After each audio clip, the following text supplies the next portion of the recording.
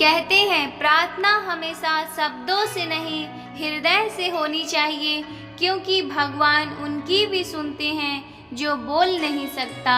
जय श्री कृष्णा दोस्तों, स्वागत है आपका हमारे राधे कृष्ण के इस चैनल पर, जहां मिलते हैं आपको ज्ञानवर्धक स्पिरिचुअल और मोटिवेशनल वीडियो।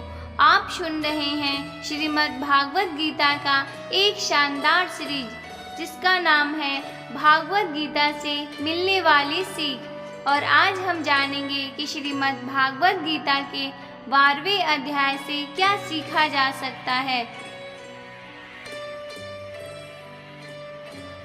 इस वीडियो में हम बात करेंगे 12वें अध्याय की सार की, बहुत ही सरल भाषा और आसान से शब्दों में। मित्रों, अधूरा ज्ञान हमारे किसी काम का नहीं होता, इसलिए वीडियो को पूरा अंत तक जरूर देखें। और इस वीडियो से आपने क्या सीखा, वीडियो के अंत में कमेंट करके अवश्य बताएं। अगर आप इस चैनल पर पहली बार आए हैं तो चैनल को सब्सक्राइब करके घंटी जरूर बजा दें। श्रीमद् भागवत गीता के 11वें अध्याय में हमने जाना कि अर्जुन के आग्रह करने पर भगवान श्री कृष्ण उसे अपने विराट विश्व रूप का दर्शन कराते हैं। अब तक के अध्यायों में भगवान श्री कृष्ण ने अपने सखा, अपने मित्र अर्जुन को वह सब दर्शन दिए जो अर्जुन पाना चाहता था। उस विराट विश्व रूप का दर्शन दिए जो अर्जुन के मन में इच्छा थी। अपनी इन विभूतियों के बारे में बताया जिनके बारे में अर्जुन को कभी पता नहीं था। अर्जुन ने अपने जीवन में महाभारत के उस समय तक जब श्रीमद् भागवत गीता भगवान श्री कृष्ण ने सुनाई, तब तक अर्जुन ने भगवान श्री कृष्ण को केवल अपना एक सखा माना था। लेकिन जब उसे दिव्य दृष्टि प्राप्त हुए तो उसे समझ में आया कि मेरे साथ साक्षात भगवान के 12वें अध्याय में, क्योंकि अर्जुन उनके अनन्य सखा है, अनुराग ही अर्जुन है। जो आप अपने मन में प्रभु के लिए प्रेम और उल्लास लेकर आते हैं, वही अर्जुन है। जब आपके मन में इतना अनुराग आ जाता है कि आप अर्जुन की स्थिति में पहुंच जाते हैं, तब भगवान आपको अपना अनन्य सखा मान लेते हैं और आपको वह सारी विभूतियां बताते हैं जो अर्जुन को बताई थी। श्रीमद् भागवत गीता के 12वें अध्याय में आध्यात्मिक साधनाएं के अनन्य मार्गों की अपेक्षा भक्ति मार्ग की सर्वोत्कृष्ट पर महत्व डाला गया है। अर्थात इस अध्याय में भगवान भक्त और भक्ति के महत्व को उजागर करते हैं। इस अध्याय में हम जानेंगे कि अपने लक्ष्य पर कैसे अडिग रह सकते हैं और एक विद्यार्थी को विद्यार्थी जीवन में क्या करना चाहिए। तो चलिए विस्तार से जानते हैं श्रीमद् भागवत गीता के 12वें अध्याय से मिलने वाली सीख और शिक्षाओं के बारे में। 12वें अध्याय के प्रारंभ में भगवान श्री कृष्ण कहते हैं कि हे अर्जुन, जैसा तुमने देखा तेरे सिवाय ना कोई पाया है, ना पा सकेगा, किंतु अनन्य भक्ति और अनुराग से जो मुझे भजने लगता है, वह मुझे देख सकता है, मुझे जान सकता है, मुझ में प्रवेश भी पा सकता है, यानी कि अपनी आत्मा को परमात्मा में विलीन कर सकता है। इस अध्याय का प्रारंभ अर्जुन द्वारा श्री कृष्ण से पूछे गए प्रश्न से होता है कि वह योग में किन्हें पुनः माने, क्या जो भगवान को साकार रूप में भक्ति करते हैं या वे जो निराकार ब्रह्मा की उपासना करते हैं।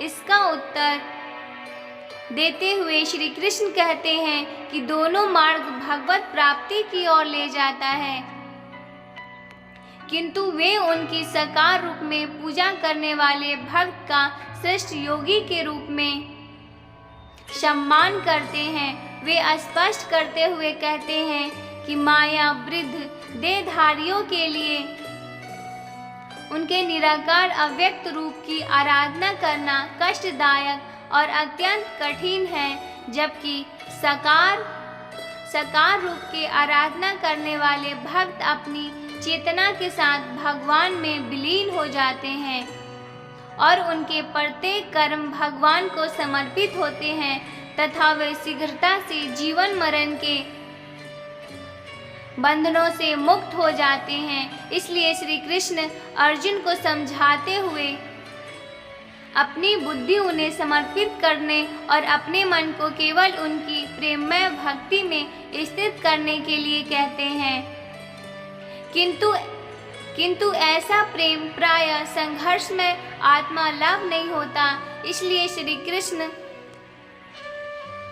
अन्य विकल्प देते हुए कहते हैं कि यदि अर्जुन कोई अपने मन को पूर्ण रूप से भगवान में एकाग्र करने की अवस्था प्राप्त नहीं कर सकता, तब उसे निरंतर अभ्यास द्वारा पुण्यता की अवस्था को प्राप्त करने का प्रयास करना चाहिए। भक्ति कोई रहस्यमय उपहार नहीं है, इसे निरंतर प्रयास से पोषित किया जा सकता है। यदि अर्जुन इतना भी नहीं कर सकता, तब भी उसे पराजय स्वीकार नहीं करनी चाहिए, अपितु इसके विपरीत उसे केवल श्री कृष्ण के सुख इसके लिए अपने कर्तव्यों का पालन करना चाहिए। यदि उसके लिए ऐसा करना भी संभव नहीं है, तब उसे अपने कर्म फलों का त्याग कर देना चाहिए और अपनी आत्मा में स्थित हो जाना चाहिए। अब श्री कृष्ण बताते हैं कि लौकिक कर्मों से श्रेष्ठ ज्ञान का अर्जन करना है और ज्ञान अर्जन करने से श्रेष्ठ ध्यान है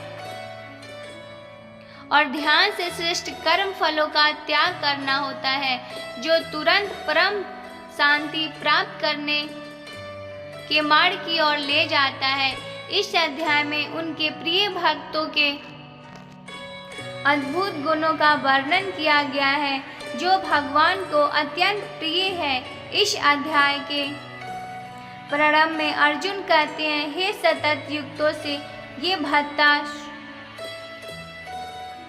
स्वरा पर उपास्या चाप अक्षर मम वतम तैमाशिके योग वित्त महा। अर्थात अर्जुन ने पूछा, आपके साकार रूप पर दृढ़ता पूर्वक निरंतर समर्पित होने वाले, आपके अद्वित नाकार रूप की आराधना करने वालों में से आप किसे योग के रूप में मानते हैं। इस बात का उत्तर देते हुए भगवान श्री कृष्ण कहते हैं कि मया वेश्य मनोय माम नित्य युक्ता उपास्य श्रेया परिश पे पादचरिता।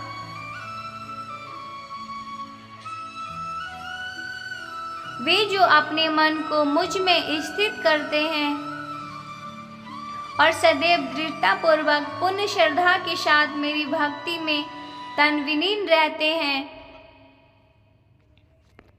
मैं उन्हें सर्वश्रेष्ठ योगी मानता हूँ। अतः अर्जुन ने जब यह प्रश्न पूछा कि हे भगवान,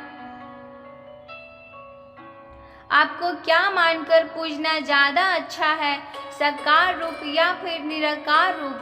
श्री कृष्ण कहते हैं, जो भक्त मन को एकाग्र करके श्रद्धा से युक्त होकर मुझे सगुण रूप परमेश्वर को भजते हैं, वे मुझे योनियों में श्रेष्ठ लगते हैं। परंतु जो भक्त अपनी योग को वश में करके मन बुद्धि से परे मेरे अविनाशी रूप पर ध्यान लगाते हैं, वह मुझे ही प्राप्त करते हैं। जो भक्त अपने कर्मों को मुझ में अर्पण करके मेरा चिंतन करते हैं, वे भी मुझे ही प्राप्त होते हैं। इसलिए हे अर्जुन, तू मन को मुझ में ही लगा, और अगर तेरे लिए मन को वश में करना नहीं है तो तू युग द्वारा मुझको प्राप्त कर। प्राप्त करने का प्रयत्न कर, जिसके क्रोध और सभी द्वेष समाप्त हो गए हों।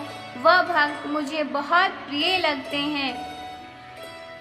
अगर तू मन को रोकने के अभ्यास में भी असफल है तो तू मेरे लिए कर्तव्य परायण हो जा और कर्म फल का त्याग कर दे।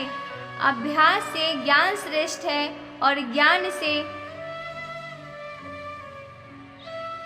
मुझ परमेश्वर का ध्यान श्रेष्ठ है, और इस ध्यान से भी श्रेष्ठ है सभी कर्मों के फल का त्याग करना, जिससे तुरंत ही शांति मिलती है। जो व्यक्ति हर तरह के सुख दुख, शत्रु और मित्र भाव, लाभ हानि, मोह और इच्छा, हर तरह के मौसम से मुक्त है और सभी प्राणियों को बराबर देखता है, और जो अपने मन और इंद्रियों को पूरी इच्छा शक्ति से वश में किए हैं, वही परम आनंद के लिए श्रेष्ठ माना जाता है। जो निंदा और प्रशंसा को एक समान समझता है, जो किसी भी स्थान पर किसी भी भोजन के साथ रह सकता है, अर्थात जो कुछ भी मिल जाए उससे ही संतुष्ट रहता है, वह भक्त मुझे श्रेष्ठ लगता है। और उसमें जो भी निष्काम भाव से अपना कर्म करते हैं, जो यहाँ प्रकट किए गए इस अमृत रूपी ज्ञान का आदर करते हैं और मुझ में ही विश्वास करते हैं तथा निष्ठापूर्वक मुझे अपना परम लक्ष्य मानकर मुझ पर समर्पित होते हैं, वे मुझे अति प्रिय लगते हैं। दोस्तों, इस अध्याय में बताया गया है कि आपको अपने खुद के पुराने अनुभवों से सीखना चाहिए। एक विद्यार्थी को या एक उस इंसान को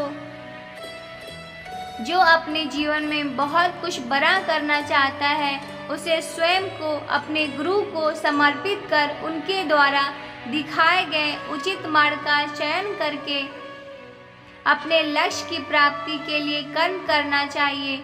उसे जीवन की आसक्तियों से मुक्त होना चाहिए, कम खाना चाहिए और हर तरह की भावनाओं से ऊपर उठकर सिर्फ मैं अपने लक्ष्य को कैसे प्राप्त करूं या मैं अपना सपना कैसे पूरा करूं। मित्रों, आशा करता हूं आपको इस वीडियो से बहुत कुछ सीखने को मिला होगा। वीडियो को लाइक और शेयर करके कमेंट में जय श्री कृष्णा लिखना ना भूलें। जय श्री कृष्णा। राधे राधे।